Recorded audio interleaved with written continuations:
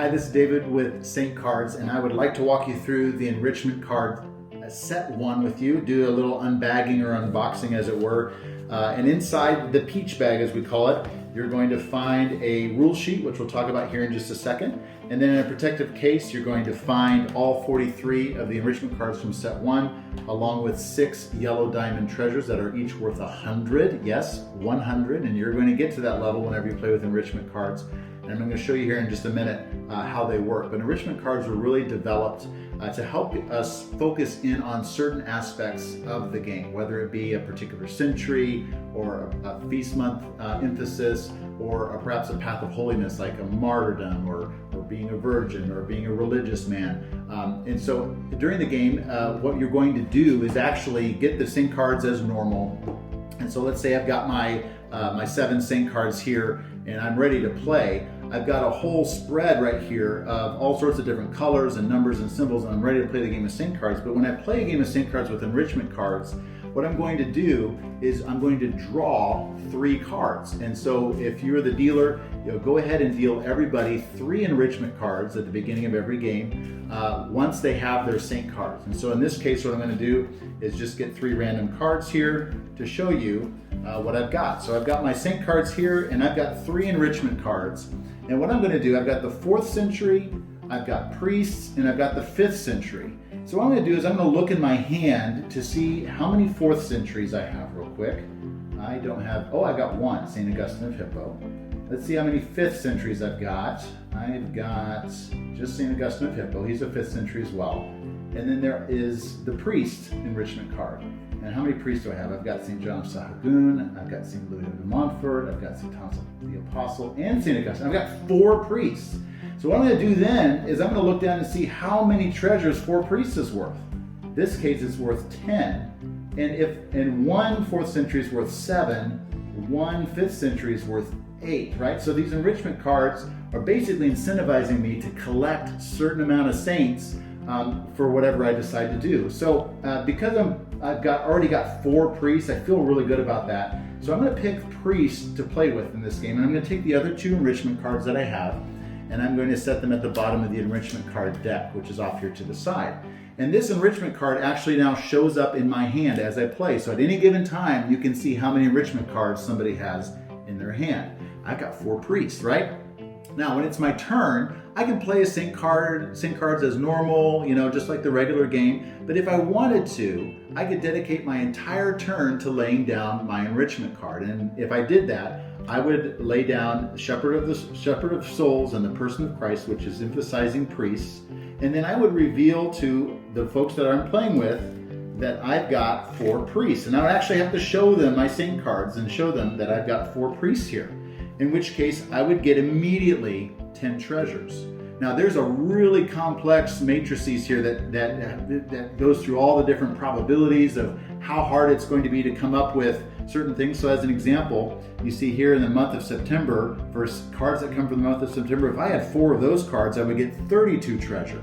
So priests are more common in the game of SaintCards, so you only get 10 here, but getting 4 SaintCards from the month of September is harder, so you get 32 treasures for that. So we've got all the math and everything figured out for that, which is helps to balance the game. And so in this case, I would get 10 treasure. Now, notice I also have a wild card here, which is St. John the Baptist. Now, I can save it for later if I wanted to, or I could include it in my play. So I've now got 5 because this is a wild card, in which case I would get 13 treasures. So if you use a wild card whenever you play an Enrichment Card, you actually would, whenever you're done, you would take it and set it to the side of the playing area.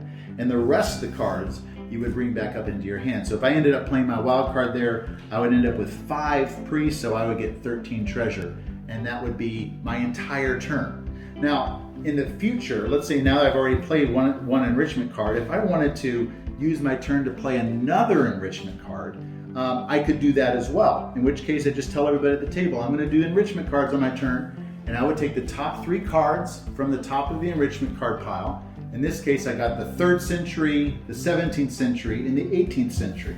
And so then I look in my hand to see if I had anything that matched. Of course, I got St. Louis de Montfort in the 17th century. So you can keep all 3 or just 2 or just 1. In this case, I've only got the 17th century, so I'm going to keep this one. and I'm going to put the other 2 underneath the enrichment card deck. And you can just set the enrichment card deck off to the side. So all that to say, you have to use your entire turn to play an enrichment card. You also have to use the entire turn to gain an enrichment card. And so just keep in mind that while you're doing all this, other players may not be spending their time with enrichment cards and may instead be playing their SaintCards and gaining treasures. So you have to watch out for that balance. But you can have as many enrichment cards in your hand as you want.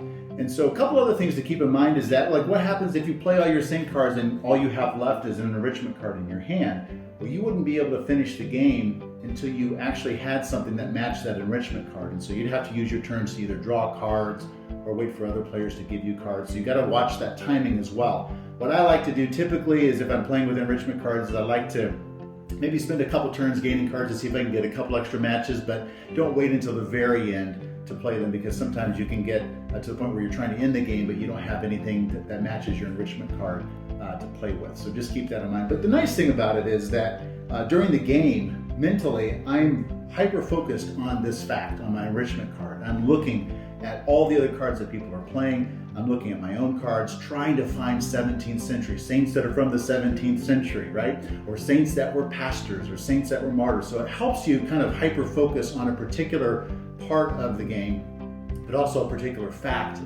in the lives of these saints. So we hope that that's an extra enrichment to you all as you get to know your family in heaven. One other side to enrichment cards that I'll share with you that we really like to do is to quiz the kids by saying, you know, how many saints can you name from the 17th century? And they will start thinking, okay, well, St. Isaac Jogues. And if they get 1, they get 8 points. So they might keep going and say, oh, let's see, St. Isaac Jogues, St. Louis de Montfort. And they'll think for another 30 seconds and they'll say, St. Alphonsus Liguori. And they might get 3, and then after about a minute or so go, you know, I think that's about all I can remember. Well, you got 3, so you get 20 treasures. And so we kind of make up our own games with these 2, which is a lot of fun. So just real quick, wanted to just show you the rule sheet here. It has an overview of what the enrichment cards are used for, how to set up the gameplay, and then also has an anatomy section that points out each part of each enrichment card. And then on the back here, it will detail how to play them, and then that you can use wild cards with them, just like I showed you, and then how to gain additional enrichment cards. So a couple strategy tips I'll point out here is strategy tip number 1: you don't have to draw more enrichment cards to win the game, but you can draw extra ones, and that is a decent strategy to do that. And then sometimes it is the most beneficial to draw more during the game, especially if you are perhaps wanting to try to find a quick way to catch up. So sometimes you might be 20 or 25 treasures behind, and sometimes just getting a couple extra enrichment cards can be all that you need to get you boosted ahead,